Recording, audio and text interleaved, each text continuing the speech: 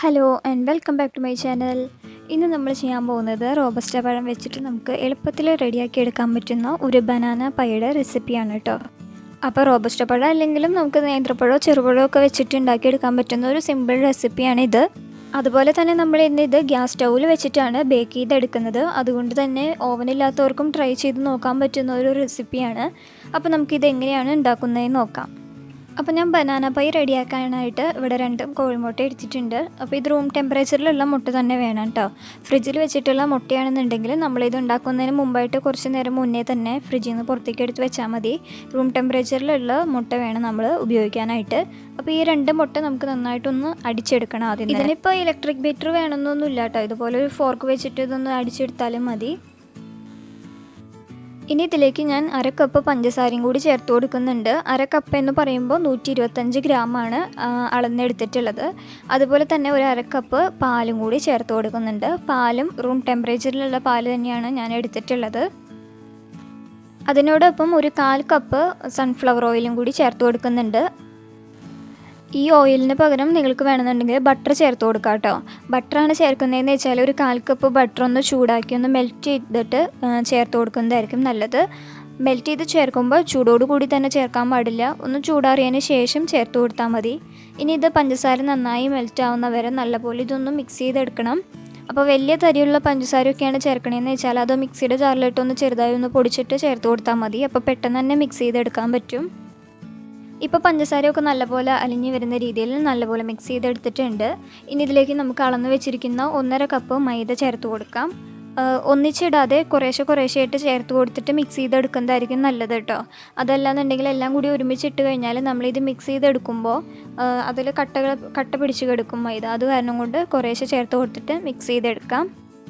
അതുപോലെ തന്നെ നമ്മൾ മൈദ ചേർത്ത് കൊടുക്കുമ്പോൾ അതൊരു വട്ടമെങ്കിലും അരിപ്പയിൽ വെച്ചിട്ടൊന്ന് അരിച്ചെടുത്തതിന് ശേഷം ചേർത്ത് കൊടുക്കുകയാണെന്നുണ്ടെങ്കിൽ അധികം കട്ട പിടിക്കാതെ കിട്ടും കേട്ടോ.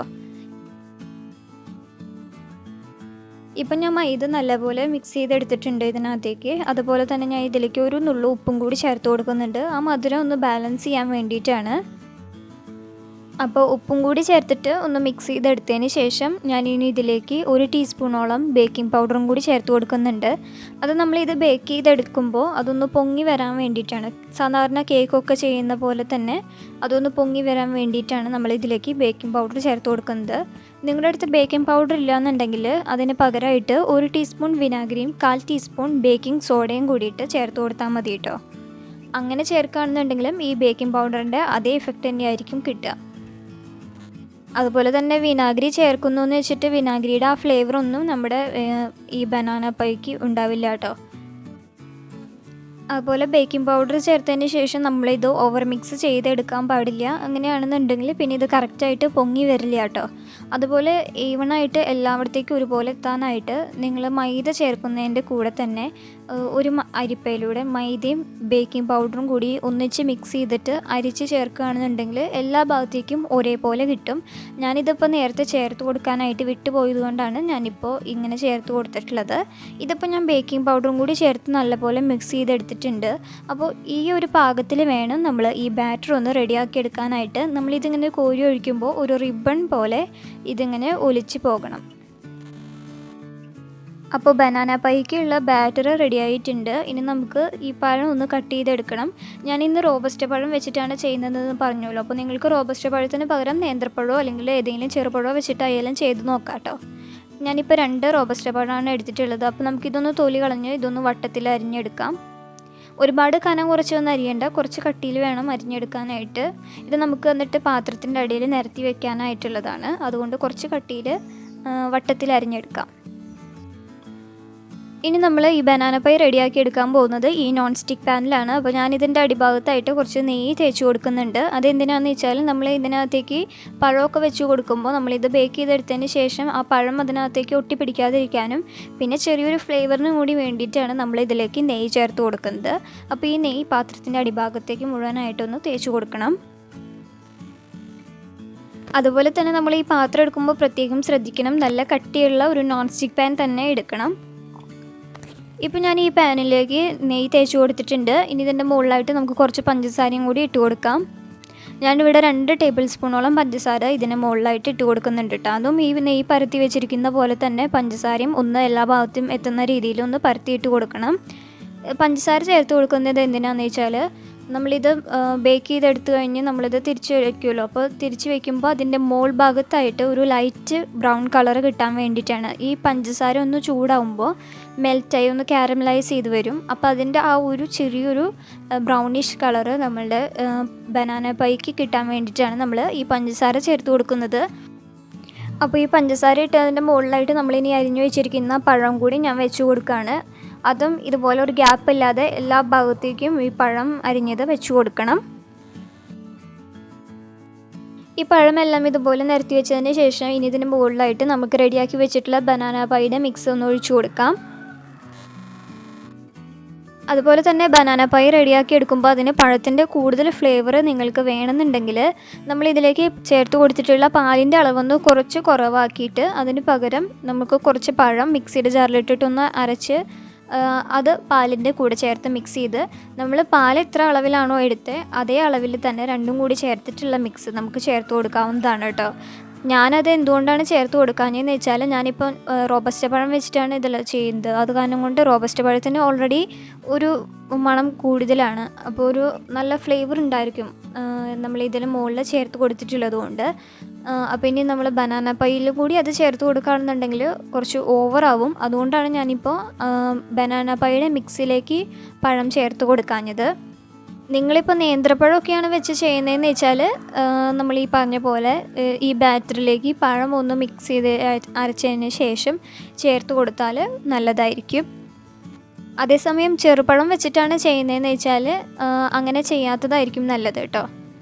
ഇനി ഈ ബാറ്റർ ഒഴിച്ചു കൊടുത്തതിന് ശേഷം നമ്മൾ സാധാരണ കേക്ക് ടിന്നൊക്കെ ടാപ്പ് ചെയ്ത് കൊടുക്കാറില്ലേ ഇതിനകത്തെ എയർ ബബിൾസൊക്കെ പോകാനായിട്ട്, അതുപോലെ തന്നെ നമുക്ക് ഇതൊന്നും തട്ടി കൊടുക്കാം. അപ്പോൾ നമുക്കിനി ഒട്ടും തന്നെ സമയം കളയാതെ നമുക്ക് ഈ ബനാന പൈ ഒന്ന് ബേക്ക് ചെയ്തെടുക്കാം. ഞാൻ ഇന്ന് ഓവനിലല്ല ഗ്യാസ് സ്റ്റൗവിൽ വെച്ചിട്ടാണ് ഇത് ബേക്ക് ചെയ്തെടുക്കാൻ പോകുന്നത്. അപ്പം അതിന് വേണ്ടിയിട്ട് ഇവിടെ ഓൾറെഡി ഒരു നല്ല ചുവട് കട്ടിയുള്ള ഒരു നോൺ സ്റ്റിക്ക് പാൻ ഞാൻ പ്രീഹീറ്റ് ചെയ്ത് വെച്ചിട്ടുണ്ട്. ഇത് ഹൈ ഫ്ലെയിമിൽ 5 മിനിറ്റ് പ്രീഹീറ്റ് ചെയ്തെടുത്തിട്ടുള്ള ഒരു പാനാണ്. ഇതിന് മുകളിലായിട്ടാണ് നമ്മൾ ഈ നോൺ സ്റ്റിക്ക് പാൻ വെച്ച് കൊടുക്കാൻ പോകുന്നത്. അപ്പോൾ ഇനി നമുക്ക് ഈ പ്രീഹീറ്റ് ചെയ്ത് വെച്ചിരിക്കുന്ന പാനിൻ്റെ മുകളിലായിട്ട് ഈ പാത്രം കൂടി ഒന്ന് വെച്ച് കൊടുക്കാം. അതിനുശേഷം ഇതൊന്ന് മൂടി വെച്ച് 25 മിനിറ്റ് മീഡിയം ഫ്ലെയിമിൽ വേണം ഇത് ബേക്ക് ചെയ്തെടുക്കാനായിട്ട്. ഒരുപാട് ലോ ഫ്ലെയിമിലാക്കി വെക്കരുത്, ഒരു മീഡിയം ഫ്ലെയിമിൽ തന്നെ വെക്കണം. 25 മിനിറ്റാണ് ബേക്കിംഗ് ടൈം. എന്നാലും ഓരോരുത്തരുടെ ഫ്ലെയിമിൻ്റെ അനുസരിച്ച് അത് ചിലപ്പോൾ ടൈം കുറച്ച് അങ്ങോട്ടും ഇങ്ങോട്ടൊക്കെ ഒന്ന് മാറാം. അപ്പോൾ എന്തായാലും ഒരു 20 മിനിറ്റ് ഒന്ന് വെയിറ്റ് ചെയ്ത് നോക്കാം. 20 മിനിറ്റിന് ശേഷം നമുക്കതൊന്ന് തുറന്ന് നോക്കിയിട്ട് ഒരു സ്ക്യൂർ വെച്ചിട്ടൊന്ന് കുത്തി നോക്കുകയാണെന്നുണ്ടെങ്കിൽ അത് ക്ലീൻ ആയിട്ടാണ് വരുന്നതെന്ന് വെച്ചാൽ അത് കറക്റ്റായിട്ട് ബേക്ക് ആയിട്ടുണ്ട്. അതല്ലാന്നുണ്ടെങ്കിൽ ഒരു 5 മിനിറ്റും കൂടി അതുപോലെ തന്നെ ഒന്ന് മൂടി വെച്ചാൽ മതി കേട്ടോ. അപ്പോൾ എന്തായാലും ഇതൊരു 25 മിനിറ്റ് ഞാനിത് ബേക്ക് ചെയ്തെടുക്കുകയാണ്. ഇപ്പോൾ ഒരു 25 മിനിറ്റ് കഴിഞ്ഞിട്ടുണ്ട്. ഇനി നമുക്കിതൊന്ന് തുറന്ന് നോക്കാം. ഇപ്പോൾ ഇത് ഏകദേശം റെഡി ആയിട്ടുണ്ടെന്ന് തോന്നുന്നു. ഇനി നമുക്കിത് കറക്റ്റായിട്ട് ബേക്കായി റെഡി ആയിട്ടുണ്ടോ എന്ന് അറിയാനായിട്ട് ഒരു സ്ക്യൂർ വെച്ചിട്ട് ഇതൊന്ന് കുത്തി നോക്കാം. ഇതിപ്പോൾ നല്ല ക്ലീൻ ആയിട്ടാണ് വന്നിരിക്കുന്നത്, അതിനർത്ഥം ഇത് കറക്റ്റായിട്ട് ബേക്ക് ആയിട്ടുണ്ടെന്നാണ്. അങ്ങനെ നമ്മുടെ ബനാന പൈ റെഡി ആയിട്ടുണ്ട്. അപ്പോൾ നമുക്കിനി ഇത് ഫ്ലെയിം ഓഫ് ചെയ്ത് താഴേക്ക് ഇറക്കി വയ്ക്കാം. ഇനി നമുക്കിത് ഈ പാത്രത്തിൽ നിന്ന് വേറൊരു പാത്രത്തിലേക്ക് ഇത് മാറ്റി വയ്ക്കാം കേട്ടോ. ഇതിങ്ങനെ ഒരു മുകളിലായിട്ടൊരു പാത്രം വെച്ച് കൊടുത്തിട്ട് ഇതൊന്ന് തിരിച്ചു വെച്ചാൽ മതി. ഇപ്പോൾ നമ്മൾ ഈ പാനിൻ്റെ അടിഭാഗത്തായിട്ട് ചേർത്ത് കൊടുത്തിട്ടുണ്ടായിരുന്ന പഞ്ചസാര ഒന്ന് ചൂടായി കാരമലൈസ് ചെയ്ത് ഒരു ലൈറ്റ് ഗോൾഡൻ ബ്രൗൺ കളറ് കിട്ടിയിട്ടുണ്ട്. അപ്പോൾ നമുക്കിനി ഇതൊന്ന് കട്ട് ചെയ്ത് നോക്കാം. നമുക്കിത് കട്ട് ചെയ്തെടുക്കുമ്പോൾ തന്നെ മനസ്സിലാവും കേട്ടോ, ഇത് നല്ല സോഫ്റ്റാണിന്ന്. ഇതിൻ്റെ ഉൾഭാഗം ഇപ്പോൾ നിങ്ങൾക്ക് കണ്ടാൽ മനസ്സിലാവും നല്ലപോലെ വെന്തിട്ടുണ്ട്.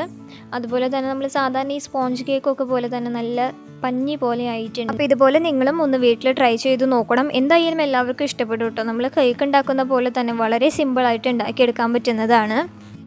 ഈ ബനാന പൈയുടെ ഒരു സോഫ്റ്റ്നെസ്സും അതുപോലെ തന്നെ പഴത്തിൻ്റെ ഒരു സ്വീറ്റ്നെസ്സും കൂടി ആകുമ്പോൾ ഇത് കഴിക്കാനായിട്ട് നല്ല ടേസ്റ്റ് ആയിരിക്കും. ഇത് നിങ്ങൾ ഒരു തവണ ഉണ്ടാക്കി നോക്കിയിട്ടുണ്ടെങ്കിൽ പിന്നീട് വീണ്ടും വീണ്ടും ഉണ്ടാക്കാൻ തോന്നുന്ന ഒരു റെസിപ്പിയാണ്. അപ്പോൾ അതെല്ലാവരും ഈ വീഡിയോ ഒന്ന് കണ്ടു നോക്കി ട്രൈ ചെയ്ത് നോക്കണം.